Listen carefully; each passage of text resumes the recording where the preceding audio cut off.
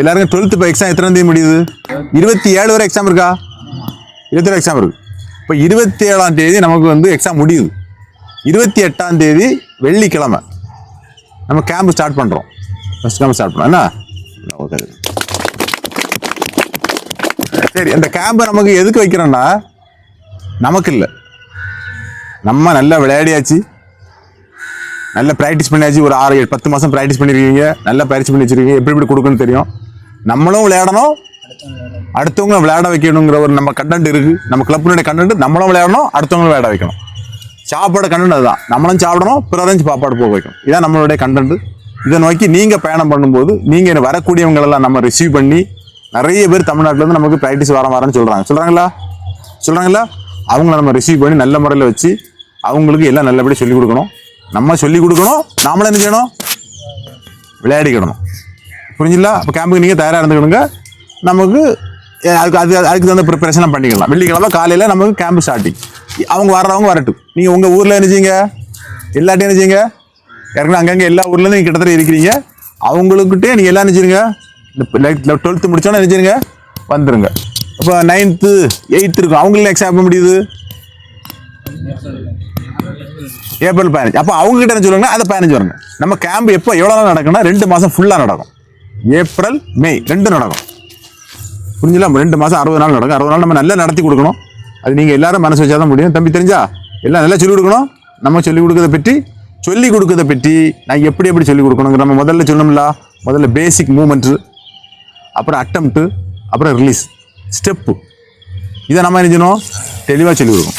நீ வெளியூர் பசங்க, நீங்கள் வெளியூரில் வரக்கூடிய பசங்கள்கிட்ட நீ என்ன சொல்கிறீங்கன்னா, ஏற்கனவே நல்ல பாடியை ப்ரிப்பேர் பண்ணி என்ன செய்யணும்? ஓடிக்கிட்டு வரணும், நல்ல உடம்பு ஆரோக்கியமாக இருக்கணும். இங்கே நம்ம இதில் 4:30 மணிக்கு எழும்புகிறோம், காலையில் 4:30 to 6:30 ப்ராக்டிஸ் பண்ணுறோம். அதையும் சொல்லிக் கொடுக்கணும். சாயங்காலம் 4:30 to 7:30 3 மணி நேரம் ப்ராக்டிஸ் நடக்கும் டெய்லி. அதுக்கு தகுந்த ப்ரிப்பரேஷன் அவங்க என்ன செய்யணும்? இது வரும்போது வரணும். சும்மா ஏனோ தானே வந்துடக்கூடாது. ஆசை இருந்தால் பரவாயில்ல, யாரும் வரலாம். யாரும் என்ன செய்யலாம்? ரொம்ப சின்ன பையன் மாதிரி வரண்டாம். ஒரு 8ஆம் கிளாஸ் 7ஆம் கிளாஸ் கீழே என்ன செய்யண்டாம்?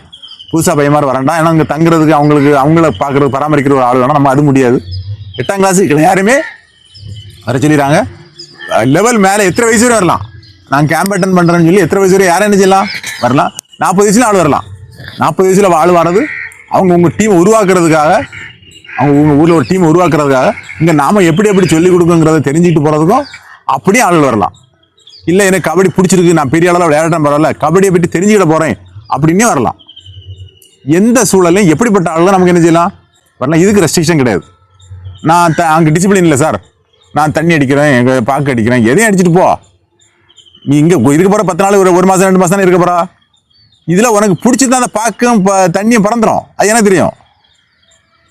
தண்ணியும் பார்க்க என்ன செய்யும்? பறந்துடும். அப்போ தண்ணி வேணா தண்ணி பின்னாடி போ, விளையாட்டு பின்னாடி போக முடியாது. உனக்கு விளையாட்டு பிடிக்கிற மாதிரி இங்கே நடக்குது, சூழல் இருக்குது. அதனால தான் இவ்வளோ வருஷம் நீ என்ன தங்கி படிக்கிறா. நமக்கு உனக்கு பிடிச்ச மாதிரி ஒவ்வொரு ஸ்டெப் பை ஸ்டெப்பாக நம்ம என்ன செய்கிறோம்? அப்டேட் பண்ணி போகிறனால நீ இருந்து இங்கே விளையாடுறான். சாதாரணமாக ஒன்று எங்கே செய்ய முடியாது. பசி இல்லாதவனா, சிக்கனுக்கு பசி, மட்டனுக்கு பசி இருக்கவன நான் பசியை கொடுக்காம எங்கே வைக்க முடியுமா? அப்போ உனக்கு பசிக்கு ஆகாரம் கிடைக்கா? விளையாட்டு தகுந்த ஆகாரம் உனக்கு கிடைக்கல. அது எனக்கு தெரியும், கிடைக்குன்னு தெரியும். அதெல்லாம் இருக்கா? இதெல்லாம் பறந்த பெருமை. எங்கே ஒரு மனுஷனுக்கு இப்போ அறிவே எப்படின்னா நிலையானது இல்லை. எங்கெங்கே நல்லது கிடைக்குது அங்கங்கே போயிடுவாங்க. இங்கே நல்ல கிடைச்சா எங்கே இல்லை, இன்னொரு இடத்துல நல்ல கிடைச்சா எனக்கு நான் எங்கே நல்ல கொடுக்கலாம்னு சொல்ல வரல. நீங்களும் தேடுற பறவை தான். எங்கே நல்லது கிடைக்கும் அங்கே போயிடலாம்.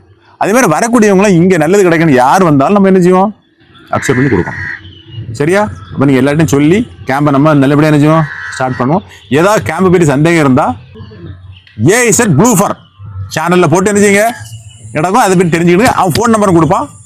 நீங்கள் ஏதாவது தேவைன்னா அவன்கிட்ட கேட்டுக்கிடுங்க. அவன் என்கிட்ட கேட்டு பயிற்சிடுவான். இனி எப்படி ஃபஸ்ட்டில் சொல்லிக் கொடுக்குறதுங்கிறத நம்ம சொல்லிக் கொடுக்கும்போல அப்போ அதை தெரிஞ்சுக்கிட்டு நம்ம யூடியூப்லேயே போட்டு விட்டுறலாம். அவங்ககிட்ட போட்டு விட்டா என்ன செய்வாங்க? முதல்ல தெரிஞ்சுட்டு வந்துடுவாங்களா? First step 17 13 moment 12 moment 10 moment என்ன செய்வாங்க? தெரிஞ்சுட்டு வந்துடுவாங்க. இந்த 3 மூமெண்ட்டையும் நம்ம என்ன வரக்கூடிய இதில் என்ன செய்வோம்? ஒரு நாள் சொல்லி கொடுத்து என்ன செய்வோம்? கரெக்டாக அதை எடுத்துருவோம். வீடியோ எடுத்து போட்டு விட்ருவோம். கேம்பை பற்றி உள்ள டீட்டெயில் கேம்பில் நடக்கக்கூடியது அவ்வளவுமே ப்ளூ ஃபர் சேனலில் வந்துகிட்டு இருக்கோம். டெய்லி வரக்கூடியவங்களும் அவங்கள்ட்ட இன்டர்வியூ பண்ணி கேட்குறது, இந்த அவங்க ப்ராக்டிஸ் பண்ணுறது எல்லாம் என்ன செய்வோம்? அந்த சேனலில் எடுத்து போட்டுடலாம். இங்கே பாருங்கள், கேம்புக்கு வரக்கூடியவங்கள்ட்ட நீ காசு சொல்லிங்களா? எவ்வளோ கொண்டு வரணும்னு சொல்லிங்களா? நம்ம நீங்கள் எவ்வளோ கொடுக்குறீங்க? 3000 டெய்லி எவ்வளவு? 100 ரூபா. டெய்லி 100 ரூபா. அவன் எத்தனை நாள் இருந்தாலும் சரி தான். 5 நாள் இருந்தால் 500 ரூபா, 10 நாள் இருந்தால் 1000 ரூபா கொடுக்க போறான். நமக்கு தெரியணும், நமக்கு எப்படி பசி இருக்கோ அதே மாதிரி தான் கேம்புக்கு வரவங்களுக்கும் பசி இருக்கும். நீங்க ஏற்கனவே கேம்புக்கு வந்தவங்க தானே. உங்களுக்கு கேம்ப் நடக்கும்போது சாப்பாடு எப்படி கிடைச்சிது? தாத்தா கடை எப்படி நல்லா இருந்ததா? அப்போ உனக்கு போன வருஷம் அதுக்கு முந்தின வருஷம் கேம்ப் வரும்போது நீ கொஞ்சம் சாப்பாட்டு கஷ்டப்பட்டல, அந்த கஷ்டத்தை நீ பட்ட கஷ்டத்தை யாரும் படக்கூடாது. இனி வரக்கூடிய சந்ததி செய்யக்கூடாது. அந்த உணர்வுல நீ வேலை செஞ்சா போதும், எல்லாமே நமக்கு சக்சஸ் நடக்கும். அந்த ஒரு உணர்வு தான் இருக்கணும். நமக்கு அடுத்தவங்களுக்கு கொடுக்கணுங்கிற உணர்வு தான் முக்கியம். நல்லா கொடுக்கணுங்கிற உணர்வு இருந்தால் போதும், அது ஆட்டோமேட்டிக்காக என்ன செய்யும்? கடவுள் பார்த்துக்கோ. என்ன நமக்கு ஏன்னா நீ கஷ்டப்பட்ட இன்னும் கஷ்டப்பட்ட அன்னைக்கு நானும் கஷ்டப்பட்ட அன்னைக்கு அவன் நம்ம கஷ்டப்பட்டுன்னு சொல்லக்கூடாது. நான் கஷ்டப்பட்டது அவன் என்ன செய்யக்கூடாது, அவன் விளையாட மட்டும் செய்யிட்டு இந்த இடத்துக்கு வந்தா என்ன செய்யணும்? நல்லா விளையாடி சக்சஸா போகணுங்கிறது மட்டும்தான் நம்மளுடைய எண்ணமா இருக்கணும். என்ன சரி, நம்ம கபடி சந்ததிகளை உருவாக்கணும்ல, அதான் நம்ம இருக்கோம். கேம்பை பற்றி உங்களுக்கு ஏதாவது சந்தேகம் இருந்தா சொல்லலாம். முதல் சந்தேகம் எது இருக்கு? சாப்பாடு. சாட்டு கொடு. சாட்டு சாப்பாடு நமக்கு கேம்புக்கு வரக்கூடியவங்களுக்கு எலும்பு வீடை பார்த்து சொல்லு. கேட்டு வெளியே இருந்து வருவாங்கல்ல, அவங்களுக்கு சாப்பாடு. இப்போ நம்ம எல்லாம் சாப்பிட்டுட்டு இருக்கோம். நம்ம எத்தனை பேர் சாப்பிட்றோம்? 100 பேர் சாப்பிட்றோம். 75 பேர் 50 பேர் சாப்பிட்றோம். இனி கேம்புக்கு வரக்கூடியவங்களுக்கு நம்ம இங்கே சாப்பாடு கொடுக்கணுமா, வெளியே ஹோட்டலில் நீங்கள் பழைய முன்னாடி இந்த மாதிரி சாப்பாடு வெளியே கொடுக்கணுமா? எப்படி இருக்காங்கன்னு பார்த்துட்டு கொடுக்கலாண்ணே. எப்படி இருக்காங்கன்னு பார்த்துட்டு கொடுக்கணுமா? சரி, வேற என்ன? நீ என்ன சொல்றா? வெளியே அவனுக்கு கொட்டாடு என்ன சொல்ல? அப்படி நீ கை மைக்கு கையில் வச்சுக்க. அதுக்கு அவனுக்கு கொடு. என்ன எல்லாருக்கும் கொடுத்தா கஷ்டமா இருக்கும். எல்லாருக்கும் கொடுத்தா கஷ்டமா இருக்கும். அது ஆள் அதிகமா இருக்கும். ஆள் அதிகமா இருக்கும், கொடுக்கறதுக்கு சிரமமா இருக்குன்னு சொல்றான். சாப்பாடு செய்யறதுக்கெல்லாம் கஷ்டமா இருக்குன்னு சொல்றான். சரி, இன்னும் வேற யாராவது கருத்து இருந்தா சொல்லுங்க. அவன்கிட்ட கூட மை கொண்டு போ. நீ பாரு, மூர்த்தி எலும்பு கிட்ட மை கொண்டு அவன் கிட்ட வாங்கிட்டு கொண்டுருவான். சொல்லு. இங்கெல்லாம் வேணாண்ணே, சாப்பாடு வெளில கொடுத்து ஒரு வாரம் போயிட்டு அதுக்கப்புறம் பாத்துக்கலாண்ணே. இங்கெல்லாம் கொடுக்க வேண்டாம். மொத்தமா ஏதாச்சும் அவங்க ஒரு வாரம் வெளில சாப்பிட்டு எடுத்து நம்ம போட்டு ஏதாச்சும் குறை ஏதாவது சொல்லிக்கிட்டு இருப்பாங்க. அதானே நம்ம போடுற சாப்பாடை குறை சொல்லுவாங்க அப்படின்னு நினைக்கிறீங்க. ஒரு வாரம் வெளில சாப்பிட விட்டுட்டு அதுக்கப்புறம் எப்படி இருக்கான்னு பார்த்துட்டு நம்ம வெளியே எப்படி சாப்பிட்டு விட்டுட்டு அவங்கள பார்த்துட்டு நம்ம கொடுக்கலாம்னு சொல்றீங்க. சரி, உங்க கருத்து கரெக்ட். வேற ஆளு கருத்து? சிந்தாமணி கருத்து இல்லை. உங்க ஊர் 15 பேர் வராங்களா, அப்புறம் எப்படி சாப்பிட்டு கொடு? எப்படி நீ உங்க ஓன் கருத்தை தான் சொல்ல போறீங்க, வேற ஒரு கருத்து இல்லை. ஒவ்வொருத்தர் 2 நாள் இருப்பான், இல்லாட்ட 3 நாள் இருப்பான். எத்தனை நாளைக்கு?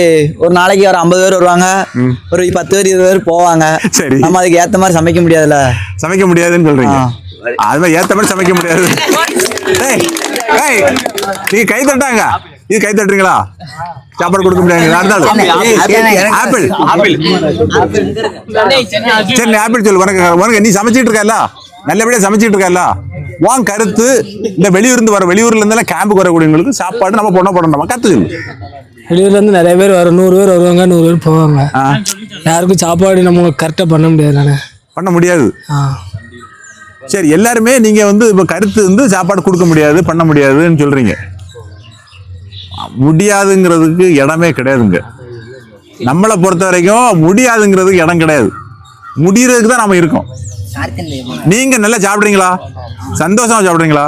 உணர்வுபூர்வமா சமைக்கிறீங்களா? குடிக்கிறீங்களா? இது நம்ம நீங்க செய்யல. இந்த செயலை யாரு செய்யா? கடவுள் செய்யறாரு. நம்மள அவங்களை கேம்புக்கு அனுப்பி விடுறதும் கடவுள் தான். நம்மள இங்க அனுப்பி விடுறது யாரு?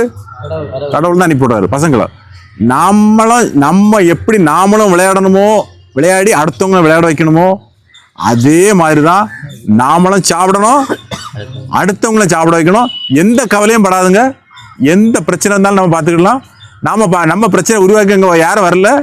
அவன் வந்தவன் போனா என்ன வேணாலும் பண்ணிட்டு நீங்க ரெடியா இருங்க. சமைச்சு கொடுக்கறதுக்கு நம்ம கூட யாரு இருக்கா? காச்சாத் பகவானே இருக்காரு. கவலையே படாது. வள்ளலார் இருக்காரு, எல்லாரும் இருக்காங்க தம்பி. நான் உங்களுக்கு கதையை சொல்லிட்டேன்ல, எல்லாரும் இருக்காங்க. கடவுள் இருக்காரு, வள்ளலார் இருக்காரு, எல்லா மகான்களும் அங்க இருக்காங்க. ஒன்னும் கவலைப்படாங்க. நம்ம என்ன செய்யலாம்? சக்சஸா முடிச்சிடலாம்.